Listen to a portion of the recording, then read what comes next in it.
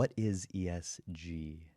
Yeah, that's a good place to start, because I think, this is a really complex topic, because it's a topic that individually we as non-reinsurance humans, I was going to say, detach myself again from that identity that we're forever getting closer to, but outside of work, all of us are individuals, and we all have quite variable attitudes towards things like climate change, etc. And I know those passions emerge in all sorts of ways around the world. We've seen various movements. We've seen huge conferences and events. Here in London, we've seen the rise of various groups that have taken London by storm and quite literally held Oxford Circus hostage for a while, protesting about the climate.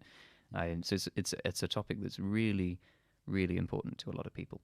And at the same time, I think corporates who employ a lot of those people and insure a lot of those people and are aware of a lot of those people haven't really been sure how to respond to this type of behavior, because typically the company, the private enterprise or the public enterprise, has had one aim, and that has been to make a profit and to maximize profit. And in fact, many of the laws around company law, many of the structures around how you run companies has been based around that sole ambition. And quite recently, we've started to see a sea change into how corporate entities think about their duties to the world, so that this sort of their impact to their community, their social impact, their environmental impact, the way they govern themselves in a fair and transparent way, etc.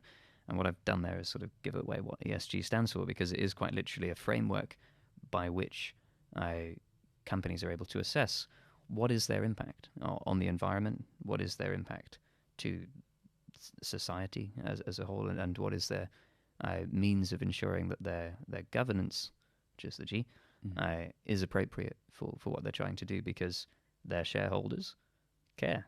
Actually, we found increasingly that as much as shareholders want to make money, they don't want to make money in the wrong ways, and so people are having to respond to that. And insurance as an industry and reinsurance as an industry is an especially affected case, because every company is having to think about ESG and their own impact. But the reinsurance industry is in a slightly unusual position in that its core products and its cost of goods sold is directly impacted by ESG-related issues in the form of climate risk. And likewise, because so much of insurance and reinsurance industry